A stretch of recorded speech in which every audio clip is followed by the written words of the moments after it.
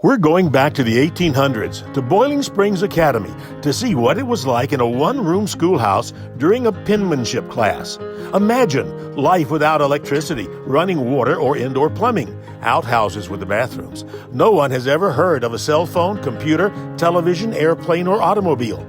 All communication is handwritten. Grades 1 through 8 share the same room at the same time. Teachers were strict, and rules were followed. Look, listen, and learn. All right, boys and girls, we're ready for penmanship. Now, an important part of penmanship is your posture. Sitting nice and tall, feet on the floor. And we're going to be very careful about the way we hold our writing utensils. Now, my upper levels, I know that we're going to be doing some review for you, but my levels 1 and 2 are so excited today. Level 1, you're getting to start your cursive, which is excellent. All right, as we begin, I want you to pay special attention to your slate pencil and your slate board. When you hold any type of writing implement, the end, if you're right-handed, raise your right hand. Great. If you are right-handed, the end of the pencil automatically should point to your right shoulder. That's the proper position. Now, if you're left-handed, thanks, John Michael, your pencil should face your left elbow. The end of it faces the elbow, and that's proper position. The only thing I want you to caution you about on your slate boards is if you're holding it too tightly or you're bearing down too hard, you're going to get these awful squeaks. That's your clue to be a little looser. Don't bear down, and your writing will flow. If you hold your slate pencil too hard by the end of the lesson, your hand's going to cramp, and we want our writing to flow. Let's go back and review our points of writing. First of all, we need to be careful of the size of our letters. Here we can see the S, I, Z, and E are all about the same size. Oh, this is what not to do. Look how big that Z is. That's what we do not want to do. Spacing is the next thing we check. And when you started writing, we talked a lot about spacing between our words and usually using our thumb or finger to space. But remember, we space during the word as well. And all of these little spaces should be about the same size. Here, oh, we've got too much room between our P and our A. And the A and the C, but look at the C and the I, and the N and the G. These are not spaced correctly. It's not as pleasing to our eyes. So, make sure our spacing is correct. Slant, when you write with cursive, most people who are right-handed have a right slant.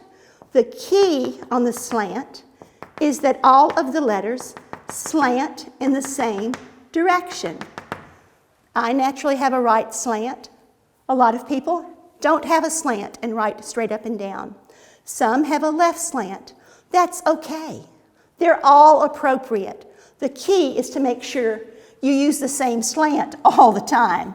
In this one, oh, we've got an extreme right here. Oh, a little bit of a left, and now up and down. And you see how our lines do not add up like this one? This is a proper slant. Alignment. What's that small word you hear in the word alignment? What is it? Rebecca? Exactly, line. And that's what we look for, a line. When we have proper alignment, all of our lowercase letters are the same height. And our taller letters, like our L, our B, our T, they're the same height. Oh, look at this alignment. It looks like the hills and valleys of Tennessee. This is not proper alignment. Now, as I begin the class with levels 1 and 2, my upper levels, you're writing honesty is the best policy, one of our maxims. As you write it, make sure you check for each of these. Okay, ready? Pick up your pencil.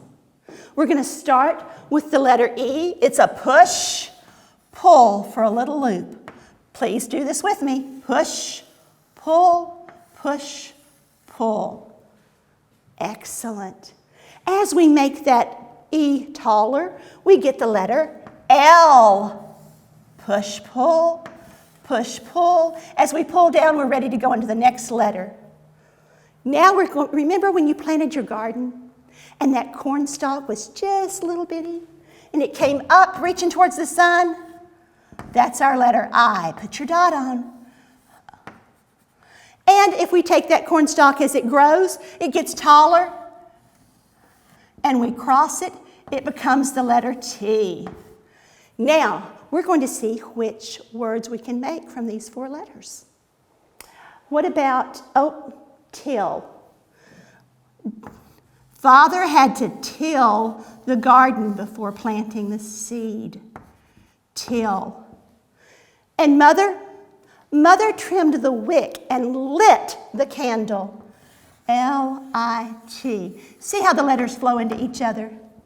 Now, levels 1 and 2, you're doing 10 of these in each row, and I want you to circle your best example. Circle your best one. I like this one. Now, the rest of you, my middle levels, you're writing honesty is the best policy as well.